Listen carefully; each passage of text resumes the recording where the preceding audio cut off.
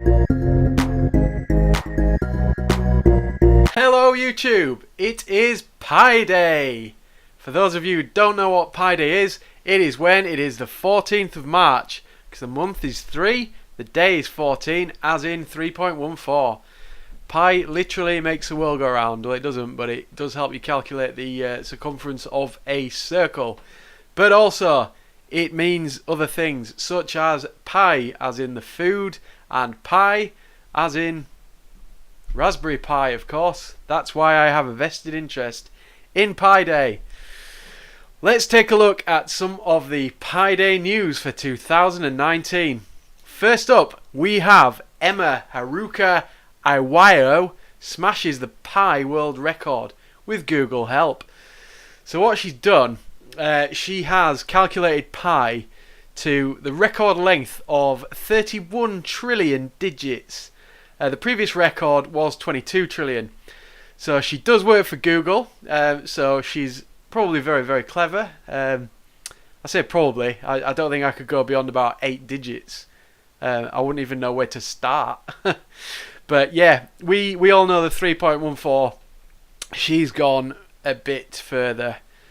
So just to give you a bit of an insight as to how much space or how much data this took to get to this point, it's 170 terabytes of data, which is unreal. That's a vast amount of storage, and it took 25 virtual machines and 121 days to complete. I want to know how she validated the output. Whether or not she could, who knows? But yeah, very impressive. This will enable a much more accurate measurement of pi, which could lead to, well, all sorts really. Much better engineering, that kind of thing. A deeper understanding of circles. I don't know what it'll bring. I'm sure in the comments you'll let me know what it will bring. But yeah, it's good. It's really good, apparently. What else have we got today? So, Indiana once tried to define pi as 3.2. That's not even rounding down, that's rounding up. Can you imagine if that had happened? How messed up the world would be. We'd have buildings falling over. Our understanding of the Earth in science would probably be very different. We'd maybe start to think that the Earth was flat or something. Something really absurd anyway. Yeah. So yeah, I'm not going to go into that any further, but that could have been very dangerous. It was in the 19th century though, so we don't need to worry about it. It was a long time ago. The people who live in Indiana aren't trying to pass a bill that defines pi as 3.2, so we don't need to panic. It's fine. What else have we got? We have Albert Einstein gets a Pi Day birthday shout out from space. Could you imagine the look? One of the most intelligent people ever to live was born on Pi Day. This is fantastic. So what happened here? Some of the astronauts on the International Space Station put a note whilst looking at our gorgeous not flat Earth. A note stating, "Happy birthday, Albert Einstein. Your genius legacy lives on. March the 14th, 2019. And it absolutely does. Absolutely genius was the guy. So if Einstein was still alive today, he would be 140, which would be an absolutely epic innings. I don't think anyone has recently lived that long. But his legacy definitely does live on. We've also had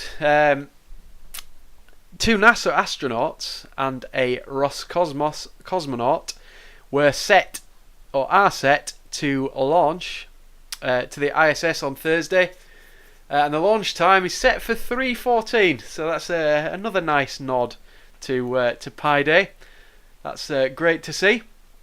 We've also got the Detroit Pistons put a tweet out there, which was an image of their shirt, possibly quite badly photoshopped. You can see where the air, the breathing sort of holes don't match up.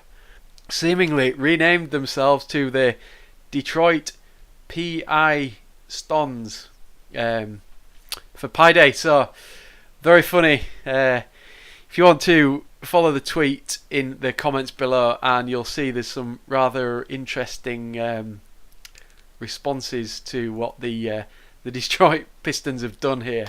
And finally, it wouldn't be a Pi Day without looking at the new Raspberry Pi.